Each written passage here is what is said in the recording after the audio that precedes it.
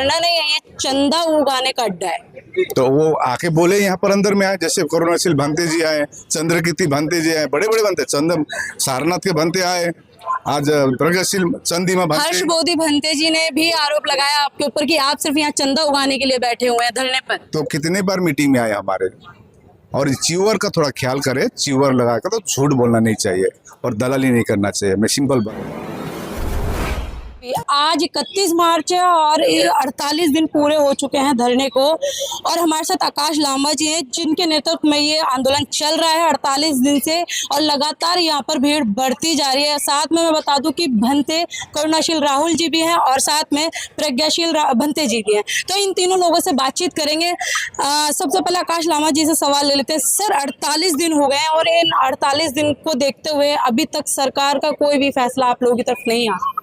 देखिए, सरकार में हलचल है। सबसे पहले तो आपके चैनल मार्फत सभी को नमो बुद्धाय, जय भीम, और आपके चैनल को बहुत बहुत साधुवाद। 48 दिन जो हो गया है, काफ़ी हलचल है जी, काफ़ी हलचल है, और सरकार की तरफ से पहल भी है, काफ़ी खबर आई है, वो आपको कुछ दिनों में देखने मिलेगी। और सरकार भी सीरियस है। हमको ये लास्ट 5-6 दिनों से काफ़ी खबर आई है, और क्योंकि हम तो शुरू से जब बैठे थे, क्योंकि देखिए आपको मालूम होगा इस मुद्दे को लेकर पहले भी आंदोलन हुआ था, लेकिन वो आंदोलन दबा दी गई थी, दब गई थी। हमको इतने वो नहीं करना। हम लोग ने 3-3 साल हम लोग एनालाइज किए, उसके बाद इस विषय लेकर हम लोग अपनी बात रख रहे हैं। शांति रैली के मार्फत हो या मीटिंग है हो या ज्ञापन के द्वारा हो, हम लोग कर रहे थे, लेकिन सरकार इतनी 2 साल में कुछ बात नहीं सुन रही थी, तो हमको ये अनशन में बैठना पड़ा 12 फरवरी से। तो अभी तो आप जानते हैं 12 फरवरी के बाद जो दिन का दिन आप जान रहे हैं, एवरीडे आप भी देख रहे हैं, तो फिर हम लोग शांति से 50 लोग ही बैठे थे हम लोग, ऐसा बात नहीं, और किसी को डिस्टर्ब नहीं किए थे, और हमारी बात रखनी थी। तो सोचे कि तो कुछ चंद भिक्खु ही है, और इस आंदोलन को या इस हमारे जो मांग को जो सरकार के पक्ष में रखे हैं हम लोग सामने, इसको अनेक तरीका से दिखाने की कोशिश भी कर रहे थे, ठीक है ना। लेकिन हम जो मांग रहे हैं, आपको क्लियर मालूम है कि बीटी एक्ट 1949 को निरस्त किया जाए। जिस प्रकार से मुसलमानों की मस्जिद हो या हमारे हिंदू भाइयों की मंदिर हो या गिरजाघर हो, क्रिश्चियनों की कोई कमेटी हुए रहते हैं, वही रहना चाहिए। तो हमारे बौद्धों एक ही बचा हुआ जो बौद्ध स्थल है, इसमें बुद्धिस्ट ही रहना है, हमारी मुख्य मांग है। तो इसके लिए काफ़ी बातचीत चल रही है, और कुछ दिनों के बाद आपको देखने मिलेगी। और हम भी शुरू दिन से कह रहे हैं कि सरकार जल्द से जल्द एक परमानेंट सॉल्यूशन दे, क्योंकि देखिए एक छोटा सा सॉल्यूशन करेंगे, फिर उसके बाद, क्योंकि देखिए वहाँ पर क्लॉज 13 में ही लिखा है उसमें बीटी एक्ट देखें, भविष्य में जाके 2 धर्मों के बीच में कुछ होता है तो उसमें सीएम का कॉल होगा। तो हम नहीं चाहते हैं, क्योंकि हम भारत में, हम भाईचारा में बैठते हैं, तो एक परमानेंट सॉल्यूशन हो। वो सॉल्यूशन तभी संभव होगी जब हम लोग बैठ के जब अपनी बात रखेंगे, वहाँ पक्ष रखेंगे। अब जैसे फॉर एग्जांपल कुछ दिन पहले यहाँ के जो आईबीसी है, उनके जो प्रेसिडेंट हैं, उन्होंने बोला बैठना है, हम लोग बैठे। हम लोग आप ही पहल कीजिए, हम तो वही चाहते हैं ना, हम तो लड़ाई झगड़ा नहीं चाहते हैं, कम से कम जवाब दे। हम लोग बैठेंगे, उसके बाद एक सॉल्यूशन में आएंगे। यहाँ तो कोई परमानेंट बैठने तो आया नहीं है, तो सरकार यदि अड़िग रहेगा तो इसमें सॉल्यूशन नहीं आएगी। तो हम लोग चाहते परमानेंट सॉल्यूशन, और उस सॉल्यूशन जल्द होगी। हमको जो खबर आ रही है जल्द होगी, और एक हम लोग जिस प्रकार से हम लोग हैं, भारत में रहे हैं हम लोग, हमारा धरती है, हम यहाँ जन्मे हैं, हम चाहते हैं कि हम यहाँ हिंदू, मुसलमान, सिख, ईसाई, जैन, पारसी, बौद्ध सब मिलके रहे यहाँ पर। लेकिन धार्मिक जो आस्था का प्रश्न आता है, तो उसमें हम लोग को मांग है। लेकिन जैसे कि देखा जाए, आप लोग एक तरफ धरना चला रहे हैं और आपकी तरफ, दूसरी तरफ जो विपक्ष लोग हैं वो आप पर बड़े बड़े आरोप लगा रहे हैं कि ये धरना जो है, धरना नहीं है, ये चंदा उगाने का अड्डा है। तो वो आके बोले यहाँ पर अंदर में आए, जैसे करुणाशील भंते जी आए, चंद्रकीर्ति भंते जी आए, बड़े बड़े भंते, सारनाथ के भंते आए, आज प्रगतिशील चंदीमा हर्ष भांते बोधी भंते जी ने भी आरोप लगाया आपके ऊपर कि आप सिर्फ यहाँ चंदा उगाने के लिए बैठे हुए हैं धरने पर। तो कितने बार मीटिंग में आए हमारे, और च्यूअर का थोड़ा ख्याल करे, च्यूअर लगा कर तो झूठ बोलना नहीं चाहिए और दलाली नहीं करना चाहिए। मैं सिंपल बात करना चाहता हूँ, जी। च्यूअर का ख्याल करे।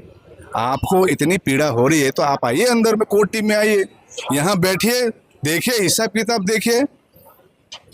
यहाँ पर आके आप सब कुछ अपनी, जैसे हम लोग जो एवरीडे हम लोग बैठते हैं, हम लोग का जो अपना को मतलब प्लानिंग करते हैं, तो प्लानिंग में इन्वॉल्व होइए। जो बाहर का जो सुनते हैं जी। वो बिखर जाते हैं, और जो अंदर का सुनता है वो संवर जाते हैं और जीत जाते हैं। आप अंदर में आए, हम तो शुरू दिन से कहते हैं, लेकिन च्यूअर का ख्याल कीजिए थोड़ा। उसमें जैसे वो कह रहा था कि हम सुनने मिला, आपको प्रश्न का उत्तर कर रहा हूँ, मैं देखता भी नहीं हूँ, मैं प्रतिक्रिया भी नहीं देता। आपने पूछा बोल के प्रतिक्रिया दे रहा हूँ, मैं देता भी नहीं प्रतिक्रिया, क्यों? हमको प्रतिक्रिया उस लेवल में हम काम करना ही नहीं। हमको जो लेवल काम करना वो दूसरा लेवल का है। कह रहे थे कि आकाश लामा जी ने क्या नाम है, बीटीएमसी के मेंबर बनने के लिए सरकार को आवेदन दिया है। हाँ जी। इतना बड़ा झूठ, इतना बड़ा झूठ देखिए, एक च्यूअर लगा कर देखिए। तो आपको ये वो कह रहे हैं अगर मैं गलत हूँ तो आप चौराहे पर खड़ा करके मेरे को जूतों की माला पहना करके मेरा चीवर उतार सकते हैं। देखिए, ऐसा बात है, ऐसा बात है। वो तो बहुत कुछ कह रहे हैं, उसको बहुत कुछ कह रहे हैं, उसका कुछ प्रतिक्रिया अभी तक मिला आपको? मेरे से नहीं मिला, या भांते से मिला या करुणाशील भांते से मिला? वो तो बनते प्रज्ञाशील जी पे भी आरोप लगा रहे हैं कैसा। चंद्रकीर्ति भांते से मिला है, जो हम लोग का कोर्ट टीम में है। जी। बीने रोखीती से मिला, जो बनते हैं नागपुर के। हम लोग, आप तो हम चाहते हैं कि आप कोर्ट टीम में आए, और कोर्ट टीम में आके इस आंदोलन को और मजबूती दे। हम तो ये पर्सनली चाह रहे हैं, आप कोर्ट टीम में आकर इस आंदोलन को मजबूती दे, और जो 134 साल से जो मूवमेंट है इसको सफलता पे ले जाए। हम तो पर्सनली बोल रहे हैं, ओपनली आपको कैमरे के सामने बोल रहे हैं, लेकिन बाहर बैठकर, ठीक है ना, अंदर नहीं आकर बाहर बैठकर जब आप बोलते हैं। और दूसरी बात, और तीसरी झूठ, इनविटेशन नहीं है। मोबाइल यही है, आपको दिखा दूंगा कितना इनविटेशन है। हालांकि जो बातचीत हुई है इसका रिकॉर्डिंग मैं नहीं करता, मेरा उसूल नहीं है कि मैं वॉइस रिकॉर्डिंग करूं। ये हमारे धम्मा सिखाती, प्रतिक्रिया मत करो। मैं प्रतिक्रिया नहीं करता हूँ, मैं डॉक्टर नहीं लिखता हूँ। क्यों? घमंड नहीं होना चाहिए। तीसरी बात हुआ, आप जो कम से कम व्हाट्सअप, तो इसका व्हाट्सअप का आप दिखा सकता हूँ। तो ये झूठ ना बोले, अंदर में आए, अंदर में आकर कोर्ट टीम में आए, कोर्ट टीम में आकर अपनी जितनी, जैसे आज मान लीजिए, आज सुबह आप देख रहे थे हम लोग मीटिंग के, सुबह 9 बजे से अभी 11 बजे तक मीटिंग किए। अब जो बात आई है इसका क्या प्लानिंग है, हम लोग का क्या करना है? क्योंकि हम तो यहाँ खाना खाने, यहाँ पर सोने के लिए तो आए नहीं है। हमारा तो मुद्दा है इम्पोर्टेंट। वो तो ये कह रहे हैं कि धरने पर जो लोग बैठते हैं वो रात को चले जाते हैं, और जो लीड कर रहे हैं वो भी चले जाते हैं, और सुबह मॉर्निंग में आते हैं। धरने का मतलब है कि दिनों रात उसी जगह बैठा रहना। तो वो कितनी बार आया पता है ना, वो क्या जानते हैं अंदर की बात। हवाई बात करके तो नहीं होगी ना। और सबसे बड़ी बात है, कितने भिखू इनको मतलब वो करते हैं। छोड़ दीजिए, उनका पर्सनल मैटर है। फेसबुक में आकर, व्हाट्सएप में आकर बयानबाजी करना और धरातल में काम करने में फर्क है। ठीक है ना? Thank you. चलिए चलते चलते प्रज्ञाशील भंते जी, जो इन पर भी आरोप लग रहे हैं, इनसे भी बातचीत कर लेते हैं। भंते जी, कहा जा रहा है कि जो 1995 में जब आंदोलन हो रहा था तो आपको बीटीएमसी एक्ट का जो मेंबर बनाया गया था, तब आपने एकदम से जो आंदोलन चल रहा था उसको रद्द कर दिया था। अच्छा, किसने बोला है? आरोप किसने लगाया? भंते जी, जो विपक्ष है आपका, वो ऐसे है, कोई भी आदमी अगर आसमान की ओर मुंह करके थूकेगा ना, तो वो थूक उसी के मुंह पे गिरेगा, जो भी बोलेगा। तो आरोप लगाने के लिए दुनिया है। तो आपने 1995 में आंदोलन क्यों खत्म किया था? ऐसे हमने नहीं किया, हमारे गुरु लोगों ने आंदोलन चलाया और उन्होंने खत्म किया।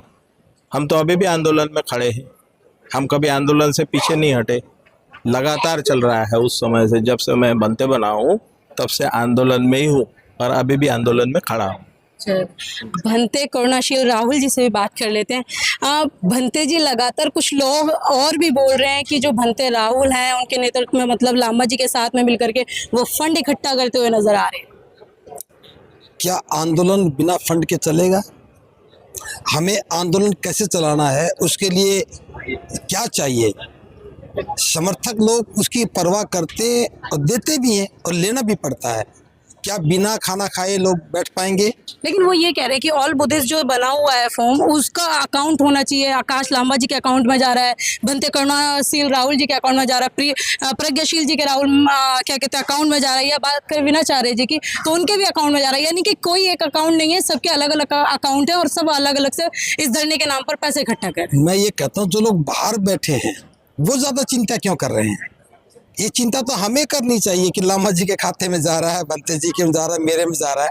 ये तो आप लोगों के उपासक ही कर रहे हैं ना चिंता। सुनिए, जो बाहर बैठ के चिंता कर रहा है उनको करने दो, जो अंदर बैठा है उन्हें मालूम है कि हकीकत क्या है। देखिए, किसी पर आरोप लगाना बहुत आसान है लेकिन उस पर टिके रहना बड़ा मुश्किल है। हम प्रतिक्रिया के लिए नहीं खड़े, हम एक लक्ष्य लेके खड़े हैं कि बीटी एक्ट 1949 निरस्त करवाना है। हमारा ध्यान वहाँ पर है। और जो ये बात करता है यहाँ झाड़ू नहीं लगी, ये पैसा कहाँ गया, किसके खाते में गया, ये भटकाने वाला प्रयास है। और हम इस बात से बिल्कुल सजग है, जब भी कोई व्यक्ति नेतृत्व करता है, आंदोलन करता है, उस पर बुनियादी इस प्रकार के आरोप अवश्य लगते हैं। और इसके लिए हम सब लोग मानसिक रूप से प्रिपेयर हैं, इसलिए हमें इसकी कोई फिक्र नहीं। धन इकट्ठा कर रहे हैं, खाते में ले रहे हैं, खा रहे हैं, कहाँ सो रहे हैं, कहाँ जा रहे हैं, ये उनका काम नहीं। हमें मालूम है कि कहाँ सोना है, हमें मालूम है कहाँ बैठना है, हमें मालूम है कि कब उठना है, हमें मालूम है कब बोलना है। उनकी प्रतिक्रिया कर करके हम लक्ष्य से भटक ना जाएं, इसलिए हम किसी की प्रतिक्रिया का कोई जवाब नहीं देना चाहते। आप धरने के बारे में पूछिए, हम बताएंगे। हमारी रणनीति के बारे में पूछिए, हम बताएंगे। अपने लक्ष्य के बारे में पूछिए, हम बताएंगे। और मैं तो इतना करूँगा, लास्ट में इतना कहना चाहता हूँ, ऑल इंडिया बुद्धिस्ट फोरम का अकाउंट नंबर है। छोड़ी जिसको फिक्र है वो यहाँ आए, बैठे और ध्यान से देखे, तब पूछे। दूर बैठकर देखने में संदेह होता है, दूर से पहाड़ हरे हरे दिखते हैं, नजदीक जाते हैं तो पत्थर पत्थर दिखते हैं। तो हमें पता है कि ये पहाड़ हरा है या पत्थर है, हम वो कोई परवाह नहीं करते। हम मकसद के लिए काम कर रहे हैं, मकसद करेंगे। चलिए, आखिरी में चलते चलते एक और सवाल ले लेते हैं भंते जी से कि भंते जी, अगर बीटीएमसी एक्ट 1949 अगर रद्द नहीं होता तो आप लोगों की आगे की रणनीति क्या होगी उसके लिए? धरना जारी रहेगा जब तक रद्द नहीं हो जाता, तब तक कुछ सोचना ही नहीं है। धरना लगातार चलेगा, संघर्ष लगातार चलेगा। लेकिन देखा जाए कि जल्दी में अब जो बिहार के भी इलेक्शन आने वाले हैं, ऐसे में धारा 144 लग जाती है और उसके बाद तो फिर धरना भी नहीं चल सकता।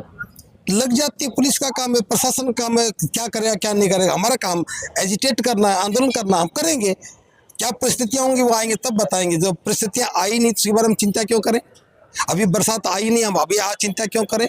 वो आएगी जब देखेंगे, जब परिस्थितियाँ बनेगी तब देखेंगे। कुछ कहेंगे चलते चलते, मतलब जाते? मैं तो यही कहूँगा, जो भी नागवंशी टीवी को देख रहा है वो इस आंदोलन को समझे और हमारे पक्ष में खड़ा होकर के हमारी ताकत बने। इस आवाज़ में आवाज़ मिला करके इस न्याय के लिए, इस अधिकार के लिए, बौद्धों की विरासत को बचाने के लिए एकजुट हो जाए, हमारे साथ खड़ा हो जाए। बस मैं यही कहना चाहूँगा। और आपके प्रयासों को भी बहुत बहुत साधुवाद कि आप हमारी बात को जनता तक पहुँचाने का प्रयास कर रहे हैं। बहुत बहुत साधुवाद। चलते चलते आकाश लांबा जी से पूछ लेते हैं, आप कुछ कहना चाहेंगे चलते चलते समाज से? मैं तो शुरू से कह रहा हूँ, ठीक है ना, ये लड़ाई किसी एक व्यक्ति का नहीं है, एक संगठन का नहीं है। ये 3 सालों में जितनी करनी थी, इनविटेशन हो, जो हो, जितने भी हो, इतनी मीटिंग, हम देश भर में मीटिंग। कल खाली कलकत्ता से लगभग 50 लोग आए थे कलकत्ता से। तो मैंने कहा था कि मैं पूरे देश भर में मीटिंग हुई, लेकिन कलकत्ता में नहीं हो पाई। हो सकती है, बहुत कारण हो सकते हैं, परिस्थिति हो सकती है, टाइमिंग हो सकती है, बहुत कारण। लेकिन अभी भर भर के आ रहे, बस भर भर के आ रहे कलकत्ता से, ठीक है ना। तो कहना क्या है, जितनी करनी थी किए हैं। अब ये लड़ाई सबकी है, आप आइए। जो कह रहे हैं बाहर बैठकर लांछना लगा रहे हैं, उनको भी नियम उत्तर है। आप आइए, कोर टीम में आइए, डिस्कस कीजिए, लेकिन अच्छे मन से आइए, बुरे मन से नहीं। कोई हिडन एजेंडा नहीं होना होगा। हमको मालूम है, हम उस धम्म से आते हैं जहाँ पर करुणा, मैत्री। भंते को तो ऐसा करके ऊंची आवाज बोलना भी नहीं चाहिए। सबसे बड़ी बात तो यह है, ऊंची आवाज नेताओं की तरह बड़ी बड़ी बात भी नहीं करनी चाहिए, नम्रता होनी चाहिए। धन्यवाद आपको।